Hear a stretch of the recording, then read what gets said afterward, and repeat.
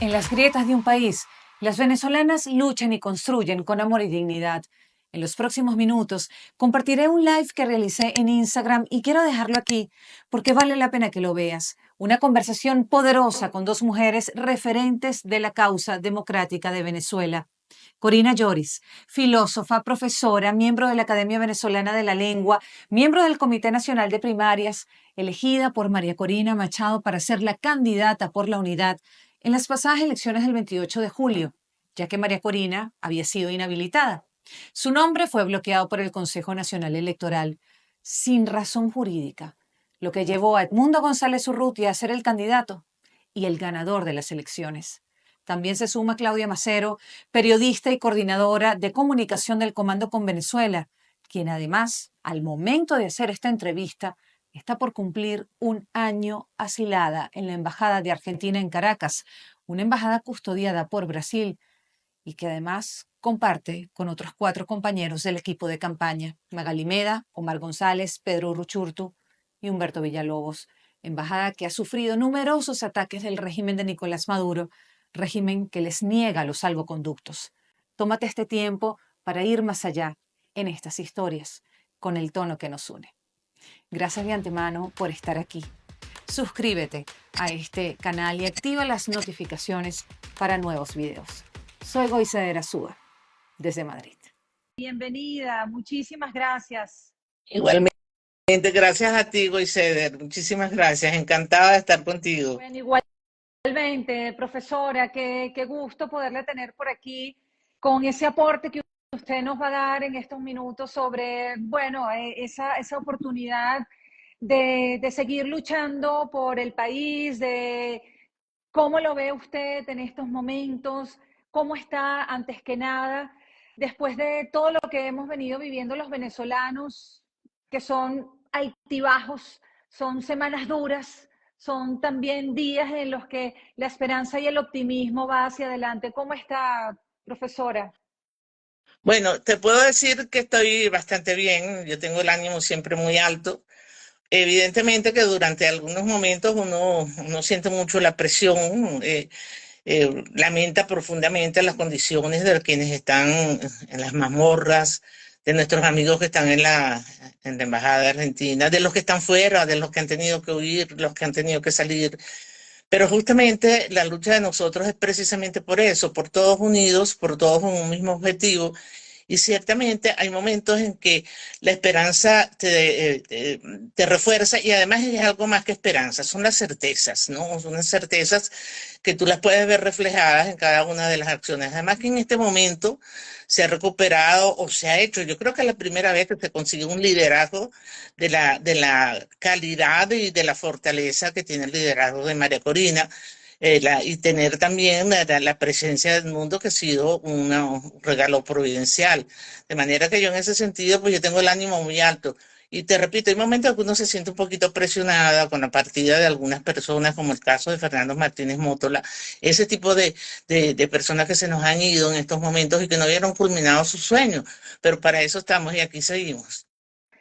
Estamos haciendo la invitación a Claudia Macero. Claudia es periodista y como dije al inicio, bueno, está trabajando en conjunto con otros 4 miembros del Comando con Venezuela. Van a cumplir un año asilados en la Embajada de Argentina y la situación ha sido bastante complicada, no solo por la represión que se ha tenido en contra de ellos, negándoles acceso a alimentos, a medicinas, electricidad.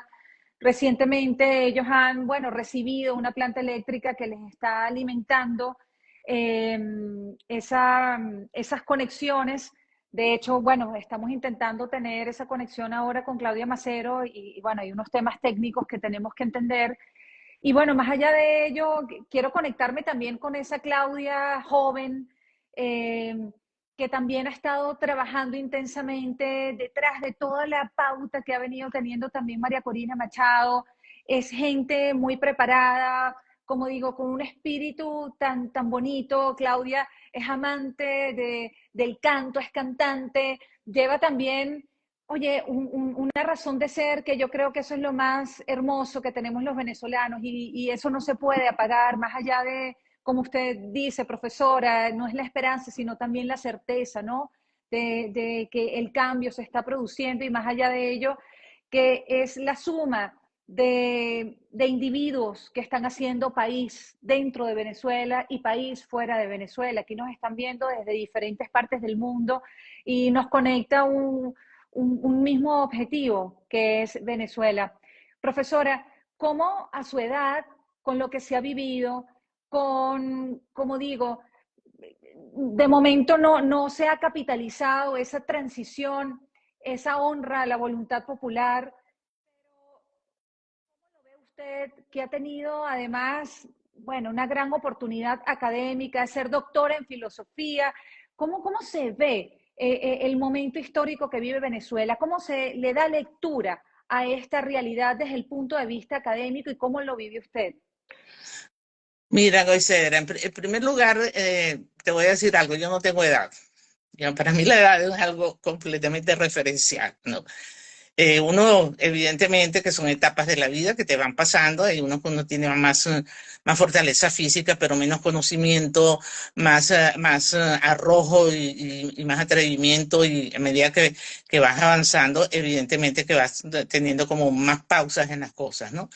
Pero la presencia digamos, en la lucha del país, muy equivocadamente, cuando María Corina me pidió que fuera su candidata delegada, muchas veces decían que yo era una novata en el mundo de la política. Yo lo que no he tenido es militancia política, y incluso cuando a mí me nombraron me propusieron entrar en la Comisión Nacional de Primaria, una de las cosas que yo dije, yo no puedo estar en un partido porque yo tengo mucha autonomía, y entonces seguir líneas partidistas siempre me costó mucho trabajo.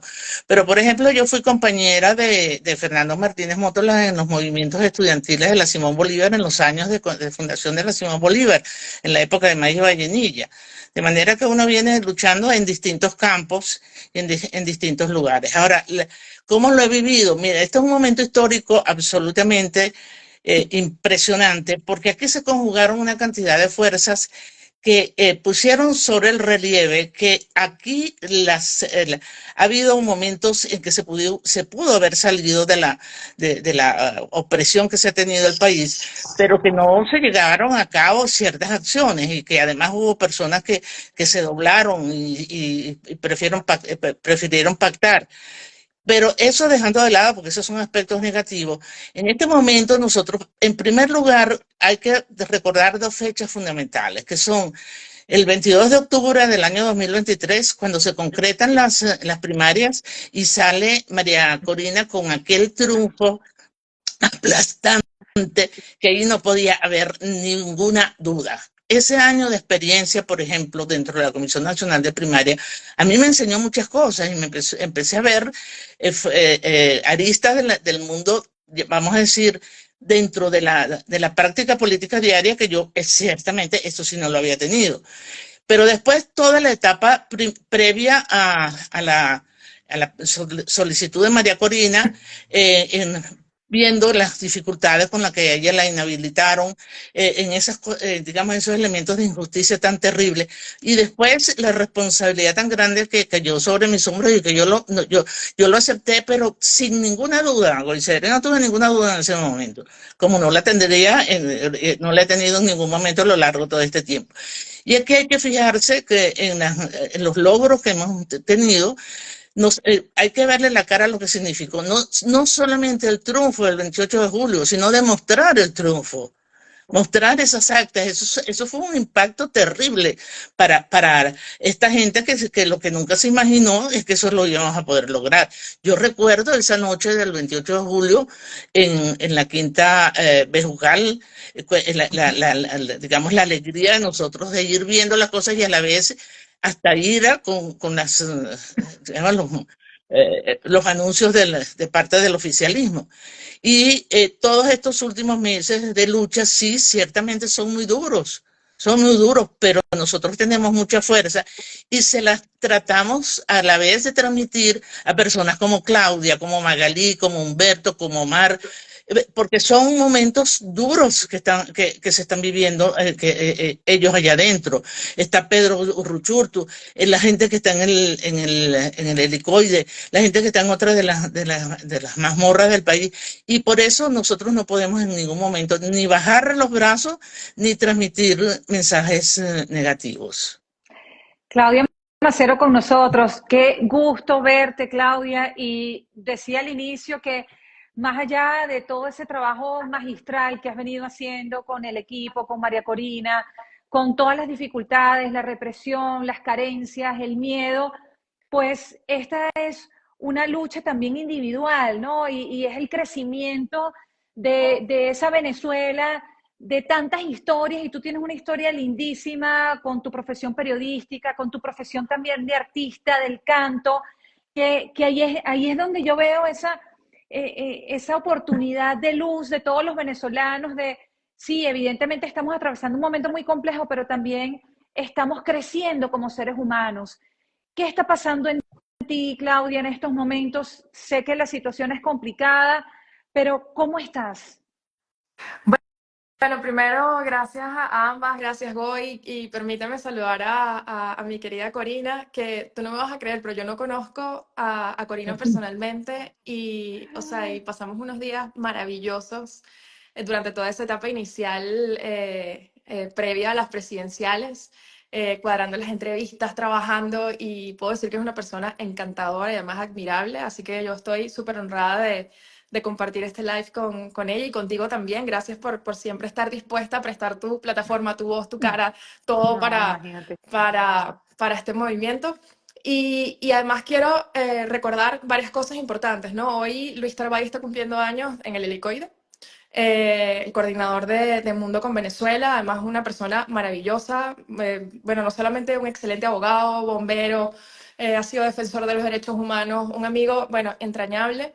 Eso quiero dejarlo claro. Y también además, bueno, 200 días de nuestro compañero Isturiz también, del Estado Miranda, recluido también como muchos otros, mi compañero Gavito, Julio Balsa. Yo me he comprometido a que cada vez que tengo la oportunidad de mencionarlos, no solo a ellos, y son muchos, lo hago.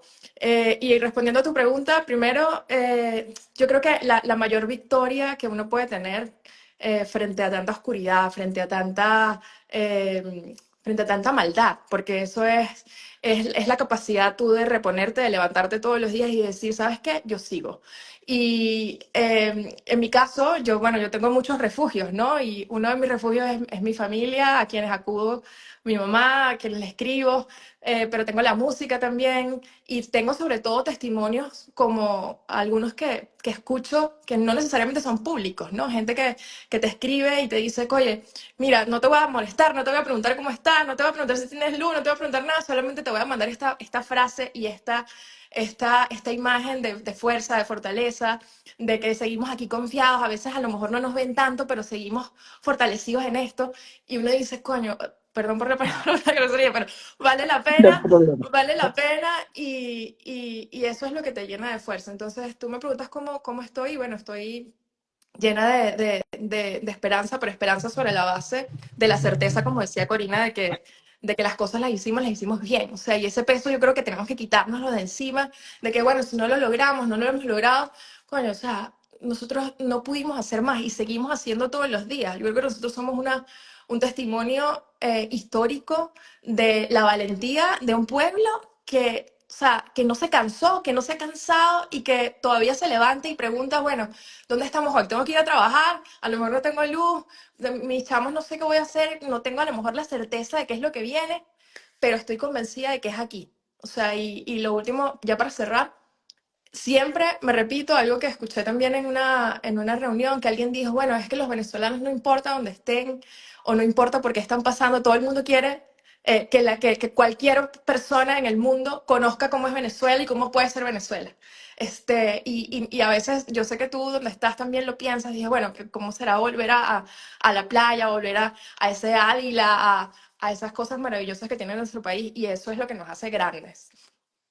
Totalmente. Y nos hace grande esa fortaleza, esa resiliencia, ese conectarnos.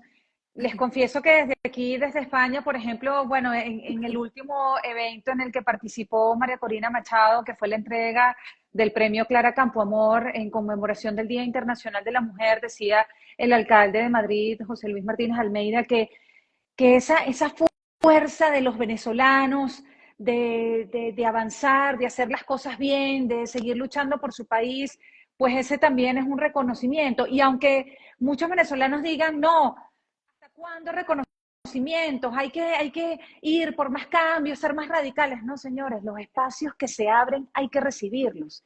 Y cada ventana que tenga Venezuela para estar presente, para reconocer el trabajo no solo de los líderes políticos, sino también en este caso ustedes, Claudia, que trabajas por detrás, pautando todas esas reuniones de María Corina, todas las que ha tenido, usted, profesora, o sea, Corina Lloris, todo lo que hizo y toda esa emoción que nos levantó también ese momento cuando María Corina denunció que usted iba a ser la representante de este movimiento, pues eso también se aplaude, se lleva y eso nadie lo quita. Ahora bien, de hoy para mañana, ¿cómo se preparan mentalmente? ¿Cómo es estar en Venezuela? ¿Cómo lo viven ustedes? ¿Y de qué se atan para seguir luchando? Bueno, Goiceeder, que por cierto tienes el nombre de una gran amiga mía que ya lamentablemente falleció muy Ay, qué joven, ¿no? bueno. De hija de Vasco, por supuesto, ¿no? Por supuesto. Sí, Entonces, sí, sí. ese nombre significa bello amanecer. Así es. Entonces, sí. El, yo he seguido, por ejemplo, dando clases, las doy en línea. eh, en este momento estoy dando unas clases para una universidad en el extranjero, porque eso además me mantiene ocupada con algo que me gusta y ese tipo de actividades pues me refuerzan, ¿no? Pero yo tengo la vista puesta en que esto se consigue, y esto se consigue, no sabemos si hoy, si mañana, si dentro de 3 días, pero yo estoy absolutamente, pero segurísima de que nosotros salimos de esto. Y es que aquí hay un elemento, Goiceeder, Claudia, que muchas gracias por tus palabras, es que el movimiento de esta libertad venezolana tiene un componente femenino muy importante. Ojo que no estoy diciendo feminista, estoy hablando de un componente femenino. Si ustedes echan la memoria un poquito atrás, deben recordar aquel famoso intento de reformar la ley de educación y que salieron y salimos con aquellos letreros que decían, con mis hijos no te metas.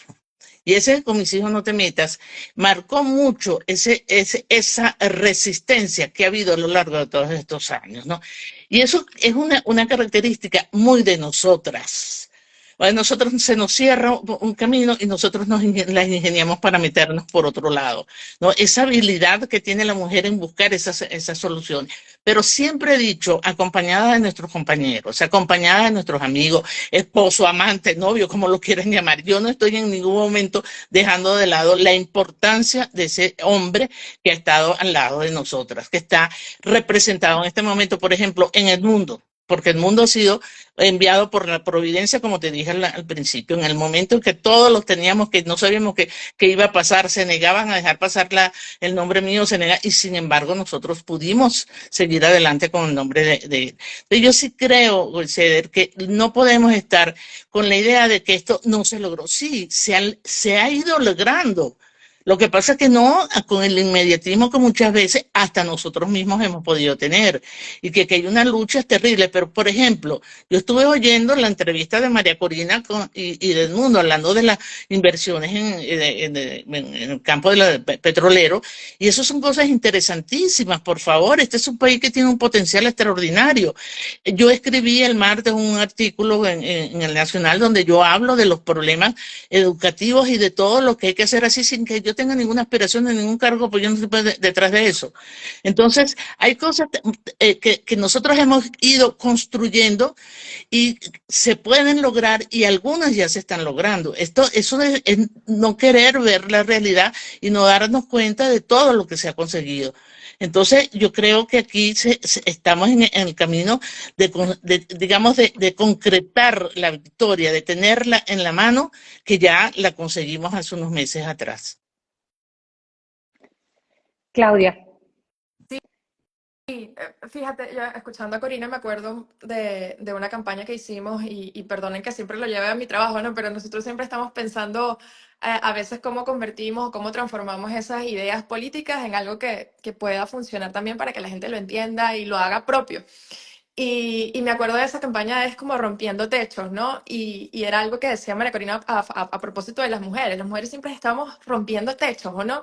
En nuestro trabajo, en nuestra propia casa, en nuestras propias experiencias, ¿no? Y yo que también estoy muy vinculada con el tema de la música, hay una canción de Debbie Nova que me gusta mucho, que habla de eso, de romper techos y de dar vida, ¿no? Y entonces habla de esa fortaleza que tenemos las mujeres de romper, ¿no? Aquellas cosas que creemos en algún punto que nos limitan, no por ser mujeres, sino porque tenemos la capacidad, o sea, porque tenemos la capacidad de esforzarnos, de sobrepasarlo, y en mi caso, bueno, yo formo parte de un partido donde el principal liderazgo es una mujer, y así como María Corina, que es la cabeza de ese partido, o sea, yo recuerdo tantas giras y tantas experiencias, tantas mujeres, las que estaban al frente de muchas de esas protestas, muchas de esas manifestaciones, o en esos contextos, en esas calles, o en las casas, o salían con los niñitos, o sea, eran las mujeres, ¿no? Que te decían, mira, ya va, aquí estoy yo, o sea, aquí estoy yo, a lo mejor yo tengo mi chamo y no tengo la capacidad de estar todos los días a las convocatorias que ustedes hablan, pero yo voy un momentico,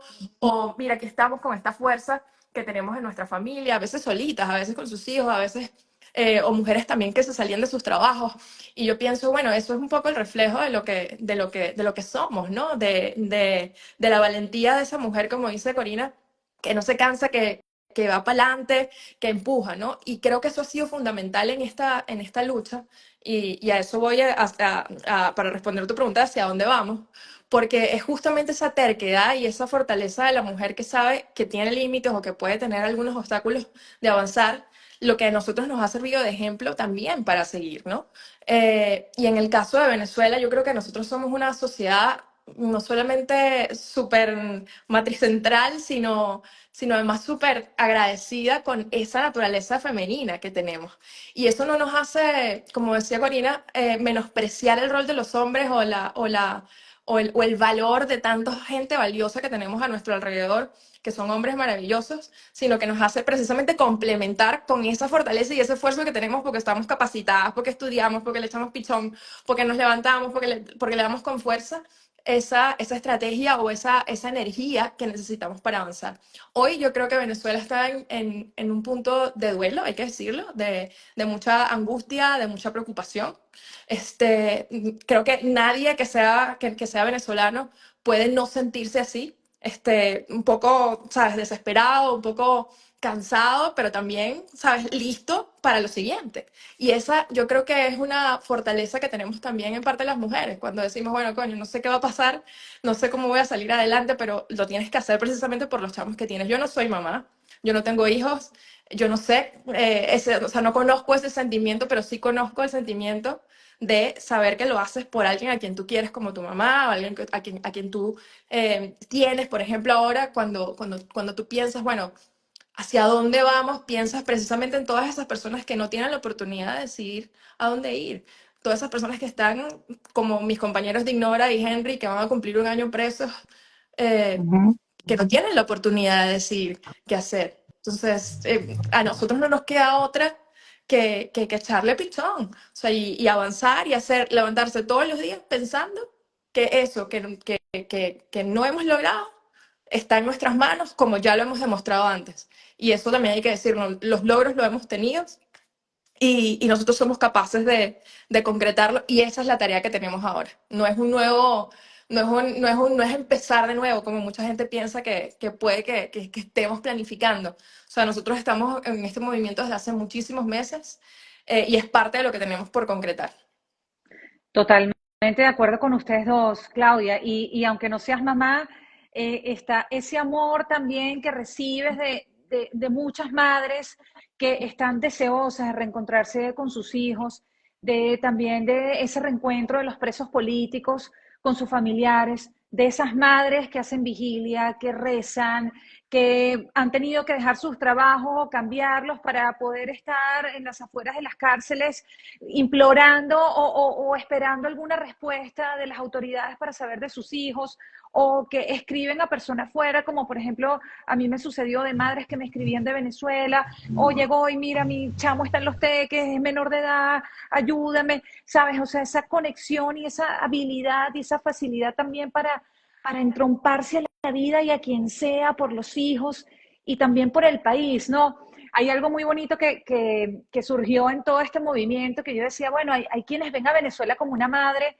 pero hay quienes ven también a Venezuela como una hija, como un hijo a que proteger, que sabes que no se la quiere, no quieres que se la lleve el malandro, no quieres que le hagan daño, que quieres educarla, que la quieres ver florecer. Y ahí me meto en este terreno quizás filosófico con la profesora Yoris, porque ¿cómo se entiende el caso venezolano, profesor? Usted que ha tenido esta maestría de estudios latinoamericanos, o sea, en estos momentos, ¿cómo se explica el fenómeno Venezuela?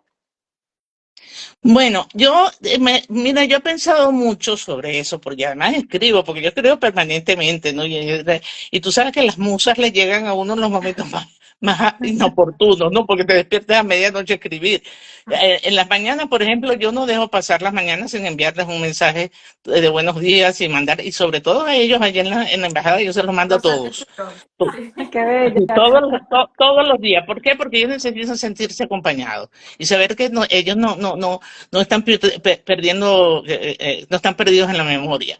Ahora bien, ¿qué sucede? Yo recuerdo dos de los artículos que impactaron mucho, que fue un día, yo estaba viendo una de las giras de María Corina y me quedé mirando una fotografía y me vino a la mente un cuadro de la libertad guiando al pueblo, ¿no? De Delacroix, el famoso cuadro de Delacroix.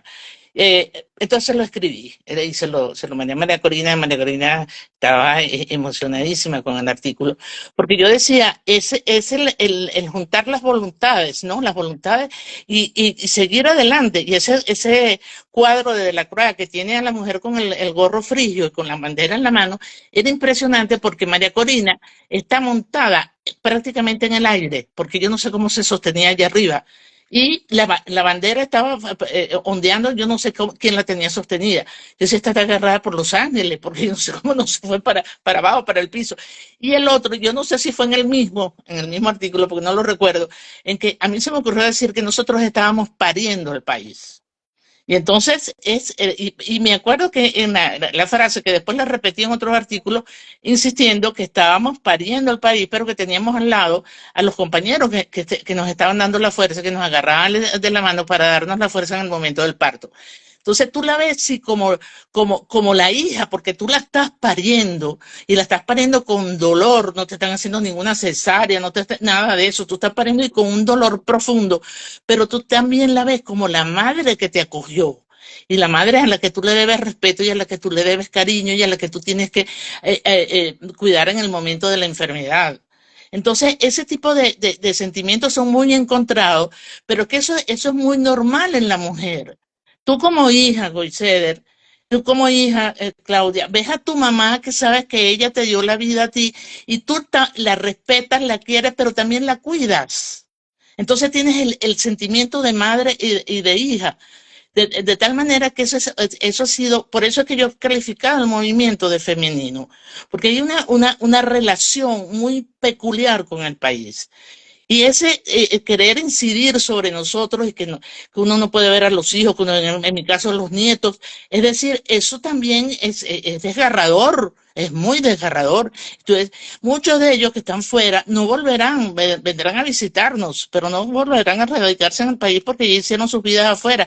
Pero entonces eso será una decisión propia de quedarse o no quedarse, no el tenerse que ir porque tiene que abrir camino. Entonces esa relación materno-filial es una relación que ha marcado el movimiento, pero lo tiene súper marcado. A pesar de lo que hablan de machismo, no, aquí no ha funcionado eso. Aquí la presencia de la mujer ha sido absolutamente determinante en este movimiento. Y repito, acompañadas de nuestros esposos, maridos, amantes, arrejuntantes, como ustedes la quieran llamar. Porque es muy importante hacer valer que el sentimiento y la determinación de nosotros viene también dada por ese apoyo del compañero, por ese apoyo del hombre que está a tu lado, bien sea tu amigo, bien sea tu padre. Bueno, como que hablé mucho.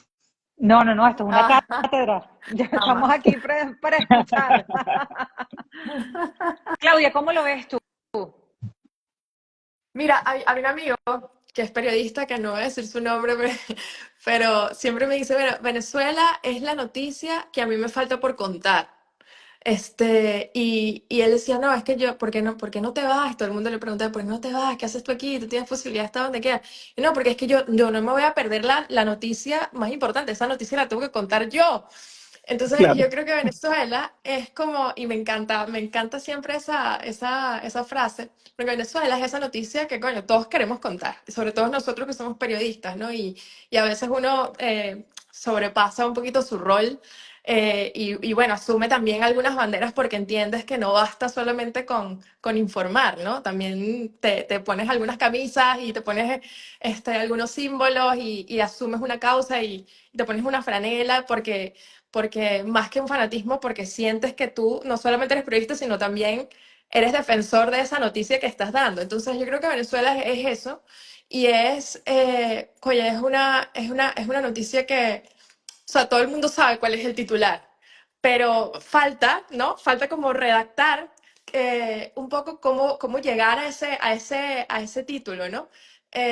Y a mí cada vez o sea, yo cada vez que pienso en eso, a uno se le ilumina la cara, ¿no? Porque uno se pone a pensar o sea, cómo sería escribirlo, cómo sería decirlo, narrarlo, reportarlo y contárselo a otros y entonces después ver cuáles son. A mí, por ejemplo, me encanta ver cómo reflejan en otros países las noticias nuestras también, porque, bueno, cada quien tiene su visión, ¿no? Y eso a uno lo hace pensar en lo maravilloso que está por venir.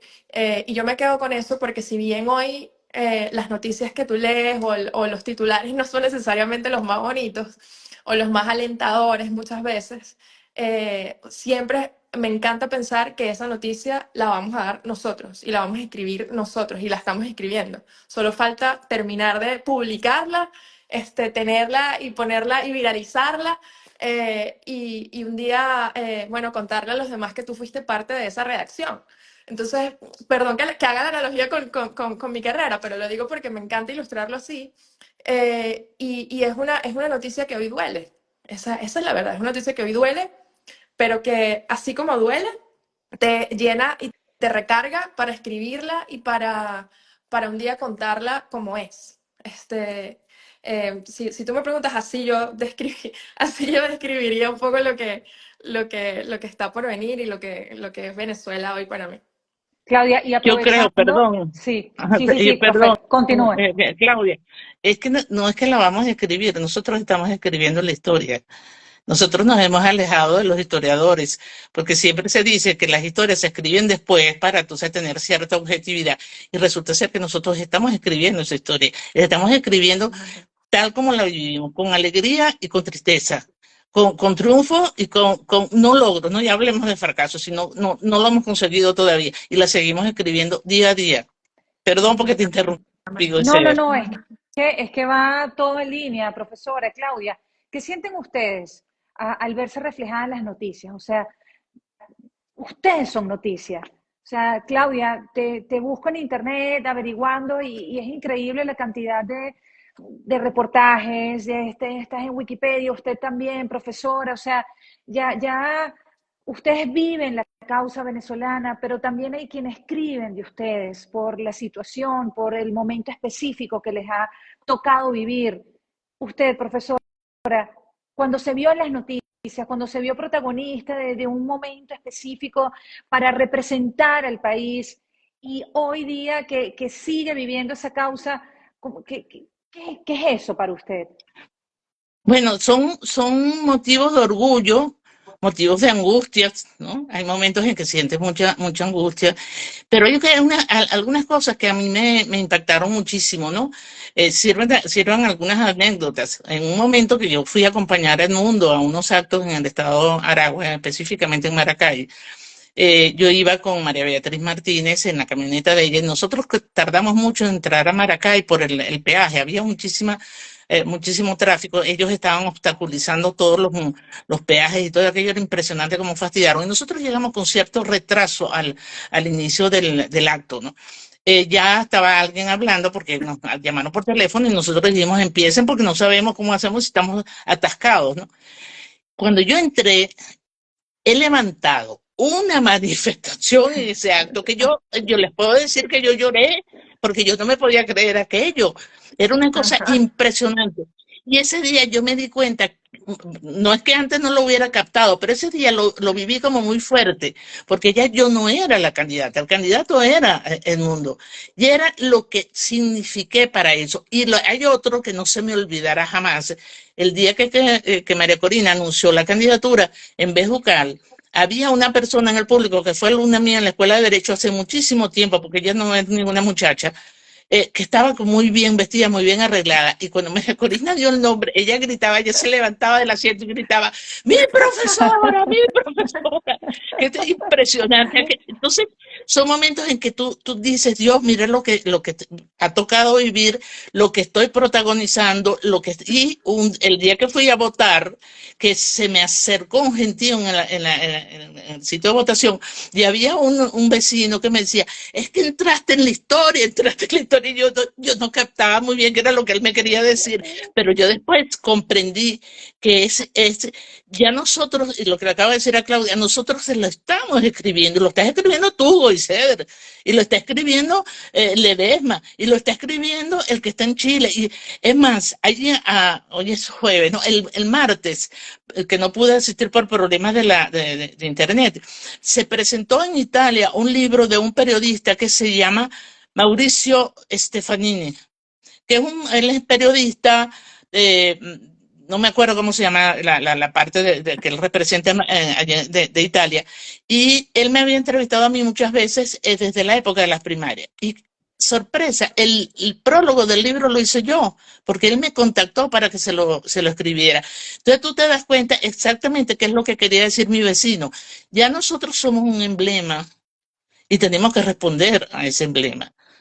No podemos defraudar a los que están creyendo en nosotros y seguimos adelante. Y ahí es donde está la voluntad, dice Claudia. Tenemos que seguir, aunque haya momentos en que desfallezca. Yo eso lo reconozco, porque eso sería tonto no reconocer que hay momentos que tú sientes que tienes que hacer así, respirar profundo, ¿no? Pero aquí estamos y aquí seguimos. Qué belleza. Gracias. Uno se queda como escuchando, ¿verdad? No, de verdad, además no lo puedo escuchar ahora. Demasiado, profesora, de verdad.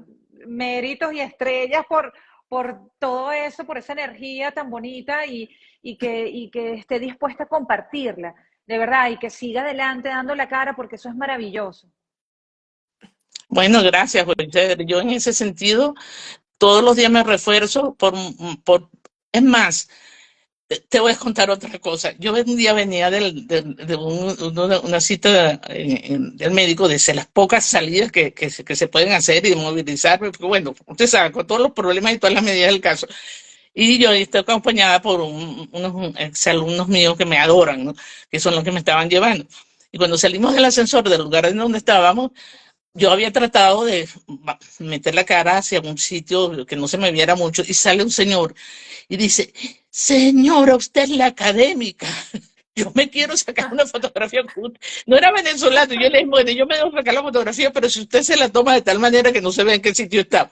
Entonces, esas son manifestaciones, Claudia, Goizer, que te hacen sentir todo lo que tú estás representando, o como cuando estábamos en la campaña, que estábamos en los camiones y te agarraban la mano y te decían, yo quiero a mi papá, yo quiero, tráigame a mi papá, tráigame a mi hijo.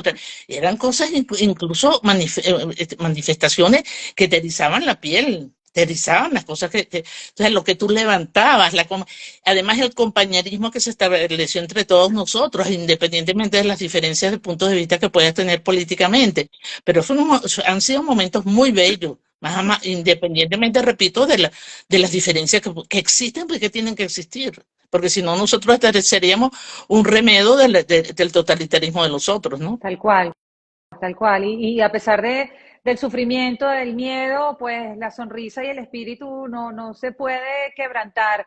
Claudia, eso, tú vas a cumplir un año, imagínate, asilada en una embajada que no puedes salir libremente a tomarte un café, a correr, a cantar, a reunirte con tus amigos, lo que harías, lo que haría una persona, bueno, en un país con libertades, ¿no? Y sin tener ese miedo, vas a cumplir un año asilada con un grupo de compañeros y como te digo, de periodista, además pasas a protagonista porque eres noticia.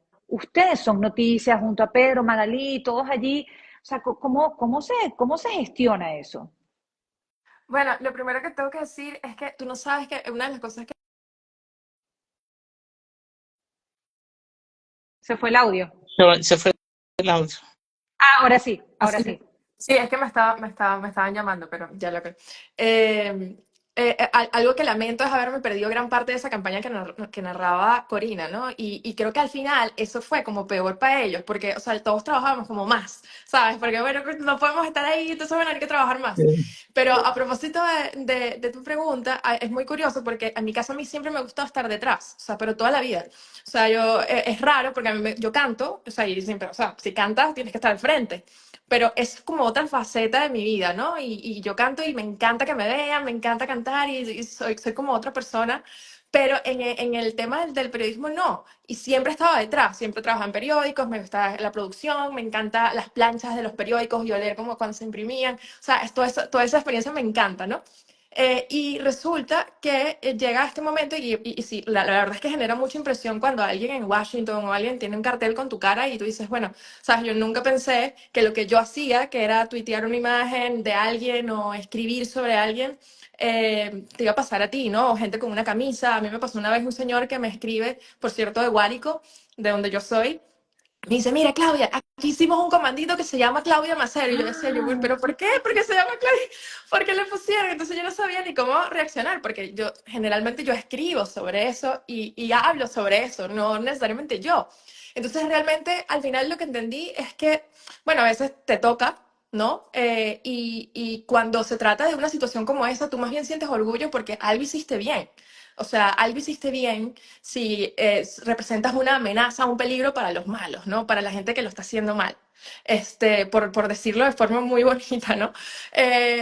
Pero al final tú entiendes que, bueno, también tienes un rol que te permite también servir de voz o de micrófono también para otras cosas. Y resulta que entiendes que a veces tu caso también puede servir para que no le pase a otros. Y yo pienso en que es todo esto que nos está pasando y esto de convertirnos en una noticia por simplemente hacer nuestro trabajo, porque nosotros no hicimos otra cosa que tener una campaña exitosa, porque fue exitosa porque ganamos y lo demostramos, como dijo Corina, te hace entender que, bueno, o sea, al final tú hiciste tu trabajo. Y ser parte de la noticia a mí me da risa porque yo a mis compañeros le digo, yo, bueno, no me hice famosa por cantar, me voy a hacer famosa por esta vaina. No, entonces, nos reíamos del año, bueno, mira, aprovecha, ahora sí puedes cantar, porque ahora sí te van a, sí te van a escuchar, ¿no? Y es la parte graciosa del asunto, pero al final entiendes que bueno, tienes un rol importantísimo en un contexto donde también es maravilloso lo que hiciste y por la cual eres noticia y por lo que, y por el llamado además que hay que hacer, que yo creo que esa es la parte importante en este asunto. También, así como está toda esa parte graciosa, a mí siempre me gusta ver el lado bueno del asunto, también hay una parte muy oscura que es qué pasa con la comunidad internacional, o sea, hasta qué punto llega la inercia, el silencio, la falta de acción de parte de todo el cuerpo diplomático. O sea, ¿hasta qué límite? ¿Cuál es el límite de un régimen como este, ¿no? O sea, ¿hasta qué punto puede llegar a limitar a unas personas en un recinto diplomático? Y piensas en eso y dices, bueno, ojalá que esto, así como es noticia por esto, también sea lo suficientemente importante para que se entienda que muchos de estos procesos tienen que cambiar y que mucho del ritmo de la diplomacia tiene que cambiar y que muchas de las acciones y los reclamos y la presión que existe sobre este cuerpo diplomático y sobre estas autoridades tiene que cambiar. Porque, bueno, al final son vidas, ¿no? Son vidas. Y ese es el gran llamado que hago y cada vez que tengo la oportunidad de hacer, yo no soy necesariamente la que siempre da entrevistas. Ustedes ven siempre a Maggie o a Pedro.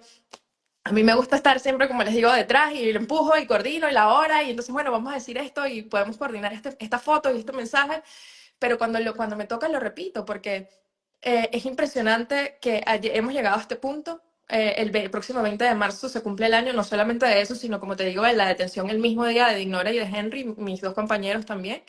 Y bueno, y la comunidad internacional está en deuda. Yo no hablo de los venezolanos, o sea, maravilloso y el apoyo y la solidaridad, y eso también es la parte bonita de ser noticia, es fantástico, pero hay una enorme deuda de parte de quienes sí pueden hacer algo para que esto pare.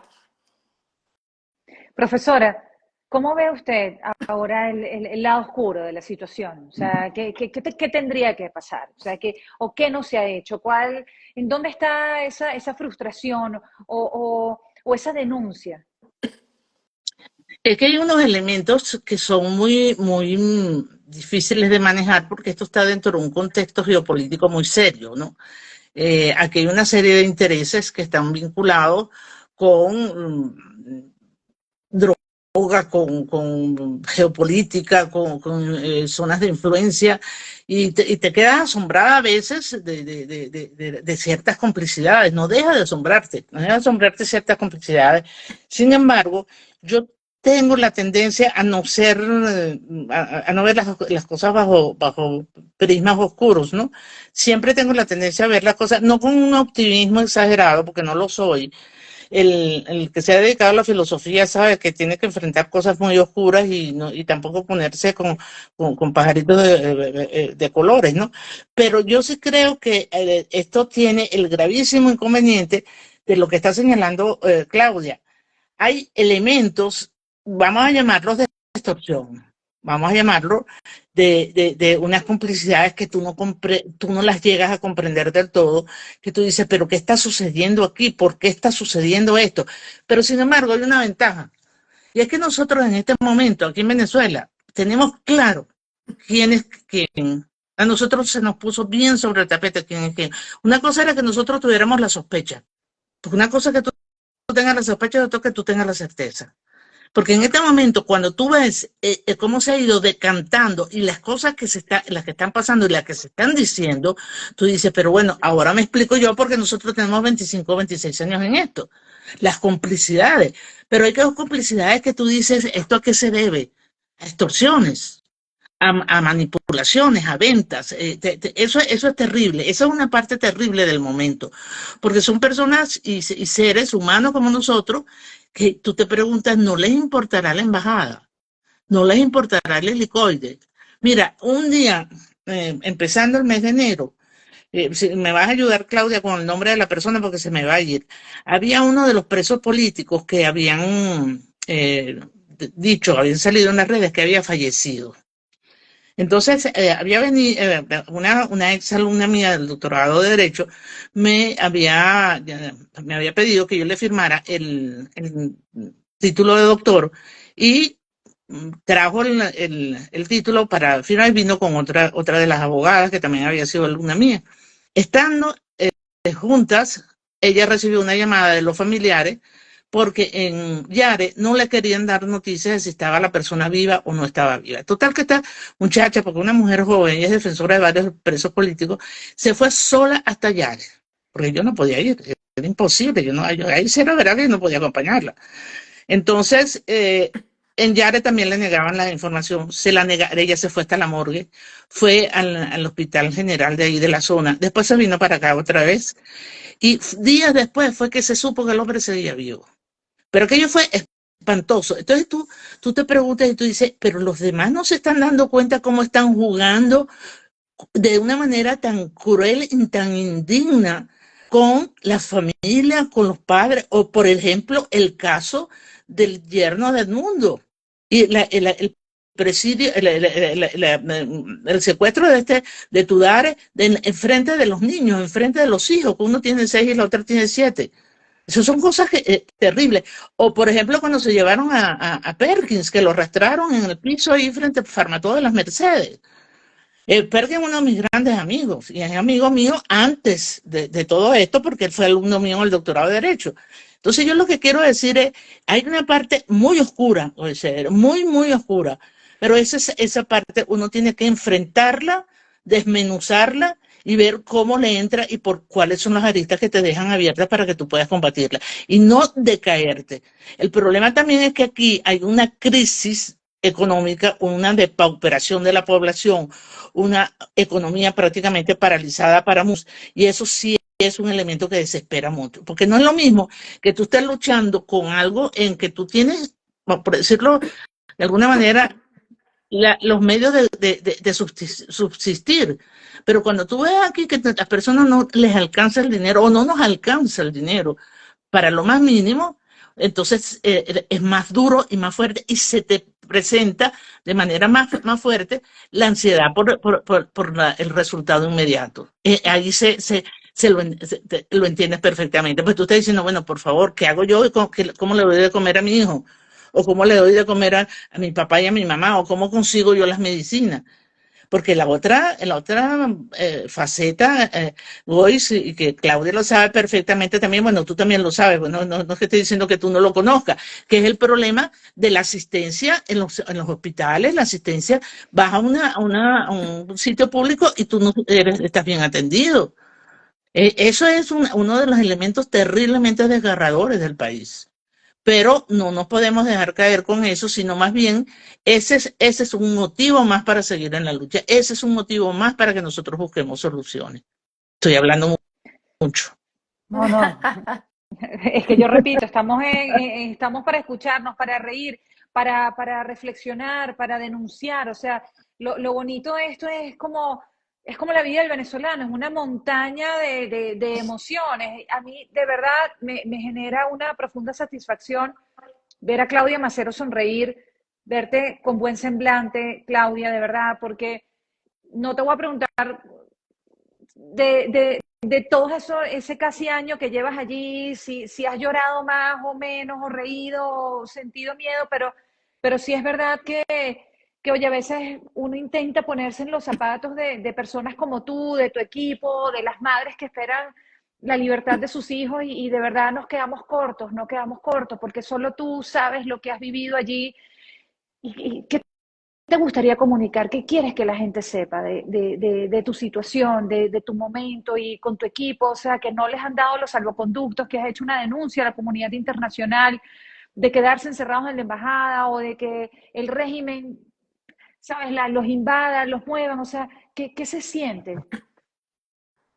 Mira, yo todos los días agradezco que todavía me sorprendo con la capacidad de maldad de esta gente. Y eso para mí es la mayor victoria porque tú entiendes que no somos lo mismo. O sea, y cada vez que tú ves un caso como los que relata la doctora Corina, cada vez que ves los extremos a donde llegan, cada vez que tú dices, bueno, otra vez la planta, otra vez esta amenaza, otra vez el programa este donde nos mencionan a uno, otra vez la gente que está desaparecida. Hay un montón de gente que pasa días y no sabemos dónde está. O sea, yo ni siquiera quiero hablar solo de mi caso, quiero hablar del caso de muchas familias que hoy están en vilo porque, bueno, van y llevan la ropa a varios sitios a ver dónde se lo aceptan, a ver dónde está su familiar. O sea, ¿qué clase de angustia es esa? O sea, ¿qué clase de vida puede ser esa donde tú no sabes, te vas a acostar, no sabes dónde está tu familia, dónde está tu persona? Ahora mismo está pasando con alguien. O sea, y lo vivo de cerca, que no sabes dónde está.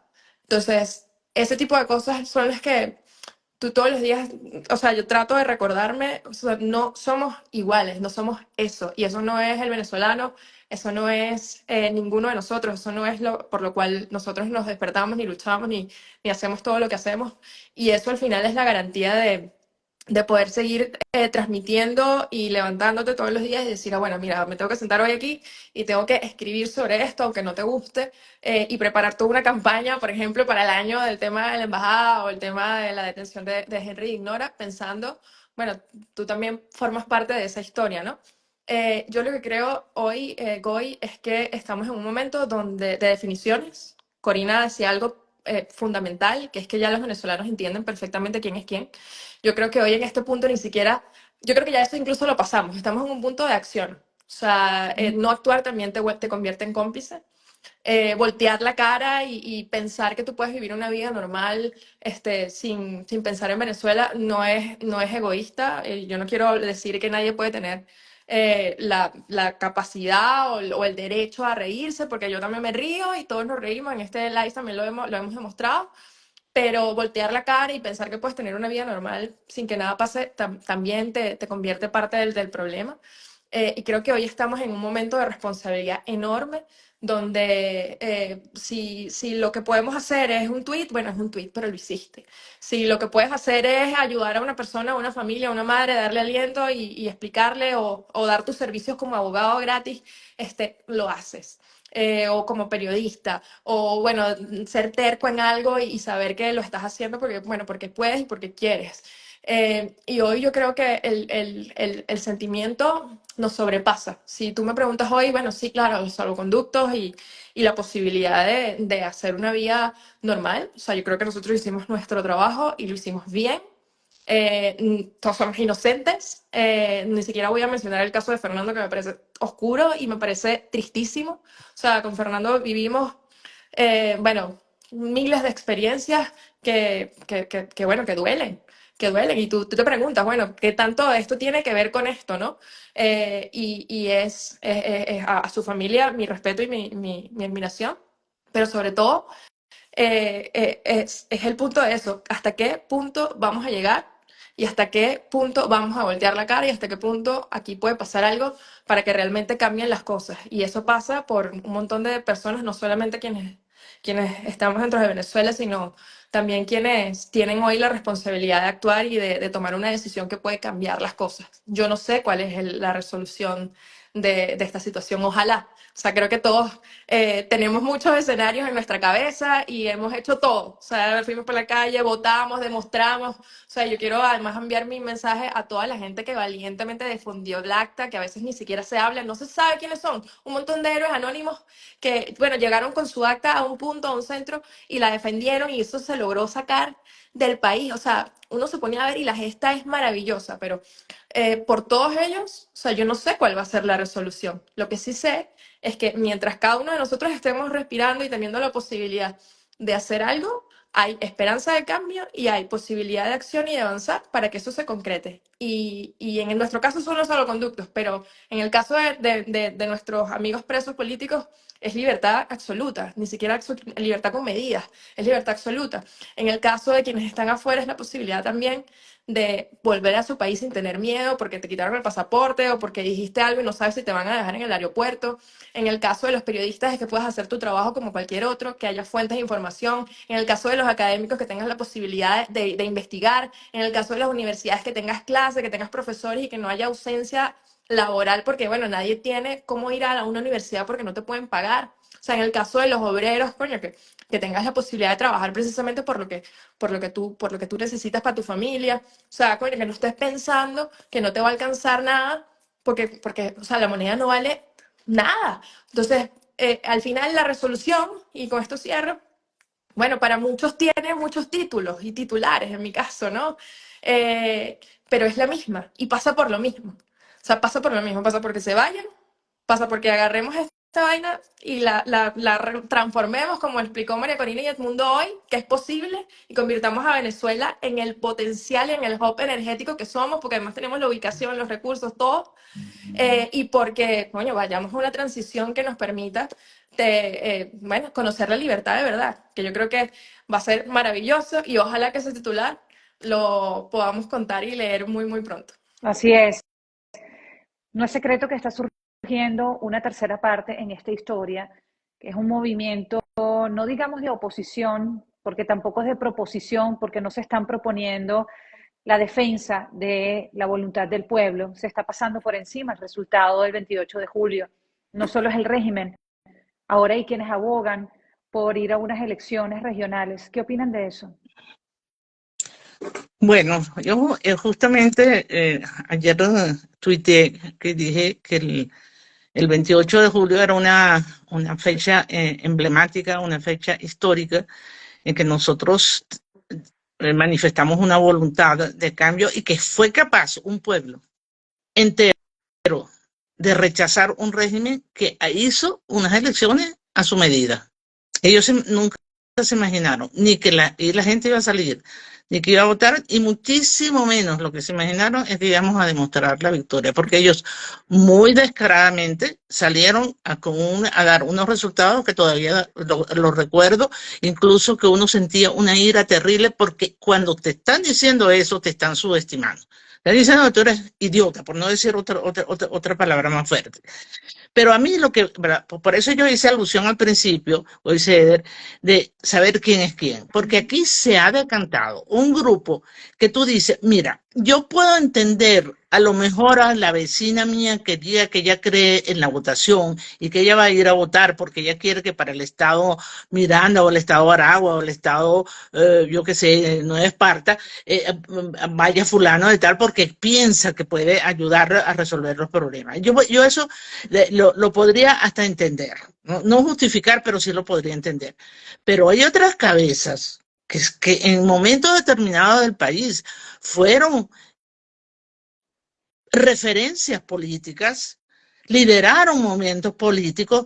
¿Cómo me vas a vender tú a mí la idea de que la opción es votar o no votar, porque no votar es tener inmovilizado el país? Caramba, eso es una falsa disyunción a leguas, la ves a leguas, porque incluso la Constitución venezolana establece el derecho a votar, no es obligatorio, pero el derecho a votar lleva aparejado el derecho a no votar y a no ejercer el voto. Incluso hay una no sé si llamarlo sentencia, porque no sé cómo se llamaría en este caso, del Tribunal Supremo de Justicia del año 2002, que aclara ese punto, que dice tú puedes abstenerte, porque el hecho de que tú tengas el derecho a votar lleva aparejado el derecho de no votar. Y además el no votar es una manifestación de una resistencia. Y eso no es una inmovilización. Lo que pasa es que han querido utilizar algo tan ambiguo para poder captar a ciertas personas que pueden tener dudas. Y por eso es que nosotros tenemos que ser muy, muy pedagógicos en eso. Nosotros tenemos que explicar muy bien eso, porque el que tú no vayas a votar no significa que tú estás siendo apático y que tú no estás tomando parte activa de lo que está pasando. ¿Por qué la diferencia con el 28 de julio? Porque para el 28 de julio nosotros estábamos haciendo un movimiento que dio sus resultados, pero ¿dónde están ahora los testigos de mesa o toda esa movilización de los comanditos? En este momento no hay esa organización, porque aquí hay otro elemento que nosotros no podemos olvidar, y me toca decirlo, que esto nace por las primarias, porque si aquí en Venezuela no se dan esas primarias, pese a las oposiciones que hubo, que muchos de los que ahora que están abogando por las primarias, yo tengo aquí a mano mis apuntes, porque yo desde que era estudiante tengo la costumbre de llevar actas paralelas en las reuniones. Cuando yo era delegada estudiantil en los consejos, yo llevaba las actas. Y cuando iban, las escribía. Y cuando empezaban a leer las actas de los consejos, yo corroboraba a ver si estaban diciendo lo que se tenía que decir. Yo vengo de la formación de los movimientos de la Simón Bolívar. Entonces no éramos ninguna santa paloma. Y resulta ser que yo tengo todo lo que pasó en esa primera, lo tengo escrito. Entonces, me van a decir que yo no sé quiénes se opusieron, quiénes vaticinaron que nosotros no íbamos a hacer las primarias. La lucha que yo di con lo del CNE, y nosotros logramos las primarias, las logramos pese a todos los vaticinios, primero porque nos subestimaron, pensaron que todos éramos unos bobos, y después se fueron dando cuenta que de bobos no teníamos nada. Y concretamos eso, y concretamos las elecciones del año del 28 de julio, pero eso se concreta por la voluntad y la organización que se tenía. ¿Cómo vamos a ir nosotros ahora en mayo a unas elecciones? ¿A qué? ¿A qué le están haciendo? ¿A quiénes le están ellos haciendo el juego? Que no me vengan con esos pseudoargumentos, porque son pseudoargumentos sofismas facilísimos de detectar para quien se ha pasado la vida estudiando eso. Entonces, realmente a mí incluso, Eder, hay algunos de esos personajes que a mí me produce tristeza, porque son personas que yo les he tenido aprecio. No estoy hablando del que lo está haciendo por otro lado, sino los que yo veo que evidentemente tienen ahí no sé, como que se les oscureció el entendimiento. Entonces, pero no están viendo con qué tarjetas van a votar, cuáles son las tarjetas que van a votar, si incluso la tarjeta de la MUD está desaparecida. No puedes ir a las elecciones. ¿Cómo vas a ir si tienes esos partidos judicializados? Entonces, me vas a seguir diciendo que la elección es votar o no votar, porque si no votar es desmovilizarte. Bueno, yo no estoy entendiendo entonces qué es lo que es la movilización, de verdad que sí. Entonces, yo creo que aquí las cosas hay que llamarlas por su nombre, decirlo por su nombre, independientemente de las antipatías que te ganen. Porque de este programa me van a salir como cuando hablo de fútbol en las redes, que me empiezan a insultar, ¿no? Y me empiezan a decir de todo. Tal cual, cuando yo empecé ayer que ve el escándalo con el Real Madrid, entonces claro, siempre hay alguien que dice alguna tontería, ¿no? Y entonces me insulta. Entonces yo cuando me insultan bloqueo, no les contesto, sino que bloqueo. Tú puedes diferir de la opinión del otro, pero no tienes por qué insultar. Entonces, después de esto, ya tú sabes todo lo que va a venir. Por favor, seamos como decía Uribe, ¿no? Uribe tenía una frase en la época de hace unos años atrás que ustedes deben acordarse, que él decía, sea varón. Entonces, sea varón. Sí, bueno, Uribe, sea varón. Caramba.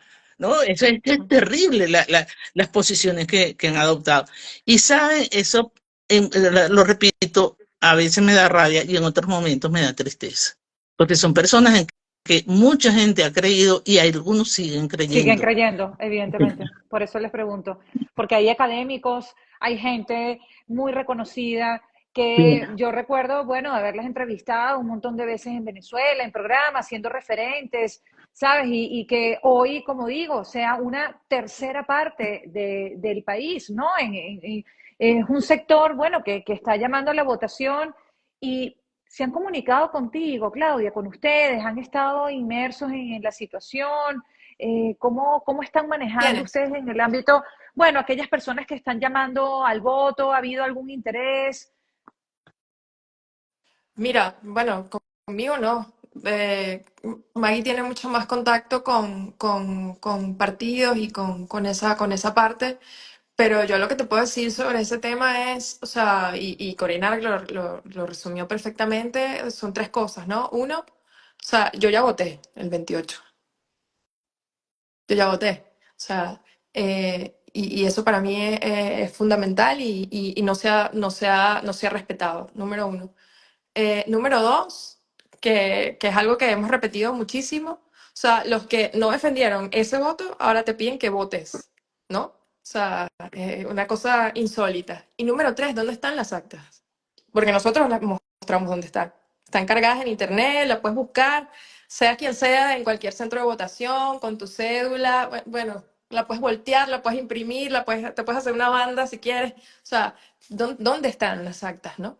Me parece insólito que a estas alturas ahora se pretenda volver a ese chantaje y además yo en eso sí difiero con Corina, yo creo que la gente ya no se come ese cuento, sinceramente. O sea, yo creo que la gente ya no se come ese cuento. Habrá algunas personas que dirán, bueno, si tengo mi alcaldía o algo, a lo mejor pueden hacer algo por mi calle o por mi cosa y vamos a defender esto aquí, pero realmente la capacidad, ¿qué capacidad real de ejecución tienen hoy los cargos públicos si no se arrodillan frente a Maduro? Miren, esto está Mira, maravilloso. Yo escuchándolas con este tema tan complejo, porque es verdad, y es un tema de conversación en todas las familias, indistintamente en donde estemos. Es ahora ese camino país. ¿Hacia dónde va? mira, a mí me vino a la mente, ustedes dos tienen que ver en algún momento de sus estudios, les deben haber mandado a leer la Ilíada y la Odisea.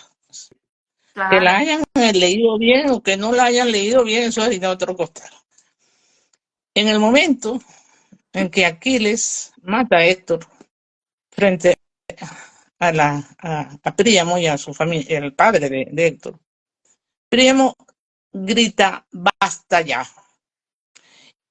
El grito de Príamo no es un grito de no solamente porque matas al hijo, es porque no honras el cadáver del hijo. Cuando Aquiles lo amarra al carro y entonces lo arrastra, ¿no? Es decir, a un héroe tú no le das los honores ni la sepultura que tenías que dar. Y ese es el grito de Príamo, ¿no? Es decir, basta, tú no puedes ser tan indigno y hacer esto. Basta de crueldad, basta de indignidad. Por eso Príamo se acerca después a Aquiles, lo convence y total que le devuelve el cadáver. Entonces yo lo estoy resumiendo lo más que puedo. Eso es una de las lecciones éticas más grandes que hay en la historia de la literatura. Sin embargo, cuando lo enseñan no se fijan en esas cosas. Es ese grito de que estamos diciendo nosotros es basta ya de la indignidad, basta ya de despojar al ser humano de su dignidad. Un ser humano está definido por la dignidad humana. Entonces, este asunto de tú seguir vendiéndole el alma al diablo, vendiéndosela al demonio, como se la vende en la literatura, que es un tema recurrente en la literatura de la venta del alma al diablo. Entonces, oye, por favor, hay que tener un poco de conciencia de cuál es el papel que tú tienes en la vida y que tú eres un ser humano que tiene dignidad como el otro también.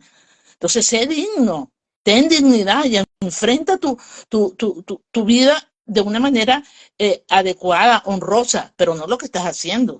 Porque tú lo que estás haciendo es justificando lo de la embajada, justificando Torón, justificando Yare, justificando el helicoide. Tú estás justificando todo eso y los que ya murieron y los que siguen siendo perseguidos. Y que tú tengas un presidente electo fuera del país, que lo sacaron como lo sacaron del país. Entonces, ahí de verdad es enfrentarnos y gritar. El grito de nosotros es basta ya, se acabó. Se acabó, tú no puedes seguir ahí. Tú tienes que salir de allí. A ti no te corresponde ese lugar. En eso hay que ser muy insistente, en eso hay que ser completamente insistente. Y una cosa, Claudia, no es que yo justifique el que dice que va a votar, que yo puedo entender que alguien ingenuamente, que yo no creo mucho en esa ingenuidad, pero que alguien ingenuamente pueda decir yo necesito tal o cual cosa, porque yo veo a algunos vecinos que los veo como dudosos, ¿no? Pero eso es otra cosa. Aquí la gente de estarse chupando el dedo ya no estamos. Nosotros nos pusieron sobre el tapete esa imagen de Aquiles arrastrando el cadáver de Héctor y Príamo gritando basta ya. Eso lo hemos visto a lo largo de estos meses. Es decir, la indignidad y el no respetar lo que se tiene que respetar a un ser humano, que es su dignidad. Perdón, porque me extraí y me puse como profesora. No, maravilloso, de verdad que ha sido un gran honor poder compartir con ustedes dos mujerones venezolanas, luchadoras. Aquí les han dejado una cantidad de mensajes inspiradores, de agradecimiento también, porque, bueno, como he dicho, o sea, qué bonito verlas así, quizás fuera del ámbito en el que estamos acostumbrados a verlos, ya sea leyéndolos, pero con sus expresiones, con sus sonrisas, con sus pesares, con sus miedos, con su optimismo también, porque es válido ser optimista frente a este momento de incertidumbre, ¿no? Que se está gestando una guerra aquí en este lado del mundo, que es los ojos en Ucrania, ahora con Donald Trump y tantos cambios, tanto miedo, con nuestros migrantes también, que muchos están pasando por el peor momento en años, con la mala noticia de decir que se van a tener que ir de un país para ir a dónde, para volver al lugar que los reprimió, que los expulsó o buscarse de nuevo la vida. O sea, están pasando tantas cosas que haberles escuchado a ustedes es decir, mira, no es suficiente. Y no solo eso, es que yo estoy segura que este movimiento, lo que nos ha pasado desde esas primarias a finales de octubre de 2023, nos está sacando lo mejor de nosotros como venezolanos. Y el ser parte de algo más grande, pues nos impulsa a seguir. Agradezco profundamente esto, de verdad. No, Muchísimas gracias gracias a por este ti. espacio. Gracias No, a ti, gracias a gracias a ti. ti. Mi Mira, abuelito. Gracias a no, no, ti, Dulce. como le cantaba a Omar en su cumpleaños, le decía que hay una canción que me encanta que se llama Al otro lado del río, de Jorge Drexler, ¿no? Que, bueno, fue Sí, sí. súper famosa, Si ¿no? la Y puedes en su cantar, momento, nosotros felices.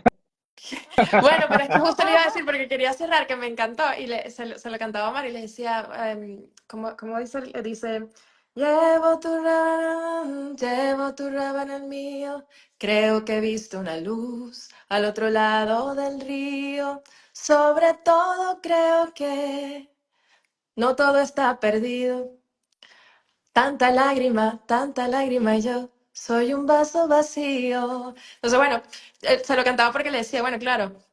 Del otro lado del río yo creo que hay cosas maravillosas y yo me quiero quedar con con ese mensaje y agradecerte a ti también y a Corina, que lo he disfrutado un montón y me encanta haberlas visto y tener este espacio y decirles que, bueno, donde hay un corazón venezolano latiendo, encerrado, fuera, adentro, donde sea que esté, ahí hay esperanza y eso creo que es lo maravilloso de ser mujeres, de ser venezolanos y sobre todo de tener esa garra bueno, levantarse y decir, bueno, que aquí me quedo y aquí lo sigo haciendo y eso, o sea, eso nadie nos los va a quitar. Bueno, Profesora. muchísimas gracias, Claudia. Muchas gracias, Oiseder. Qué belleza. Bueno, nos quedamos todos aquí sorprendidos, de verdad, que yo no pensé que esto iba a ser tan bello, tan orgánico, tan nutritivo, tan conmovedor, porque es verdad, nos han movido ustedes dos esa mata de emociones, de reflexiones, de sentimientos, de seguir adelante. Y muchísimas gracias. Espero verlas, sobre todo a ti, Claudia, en libertad, profesora, que esté paseándose por ese país, bueno, con la sonrisa y seguir haciendo y que ese cambio se produzca lo más pronto posible, porque se están haciendo cosas maravillosas para que suceda. Sé que, como me dijeron por aquí, personas también muy allegadas al presidente electo Edmundo González, están pasando cosas hoy. Y eso es lo bonito, con eso me quedo y obviamente con su sonrisa, con ese abrazo que nos dan, con esas ganas. Y Claudia, estaremos luchando para que se produzcan esos salvoconductos, para que la comunidad internacional sepa de ustedes. Lo que no se cuenta no existe, hay que reforzar, no hay que olvidar a los más de 1000 presos políticos, a quienes están desaparecidos, a esas familias que se les ha roto la vida por tener a sus familiares presos, por los propios presos, por los que están incomunicados, que esa es una tortura blanca que está aplicando el régimen, que es, bueno, es durísima, pero estoy segura que pronto van a ver la libertad y por supuesto a los venezolanos que sienten que esta lucha, bueno, sigue y hasta el final, como bien dice María Corina. Muchísimas gracias y gracias al Comando con Venezuela,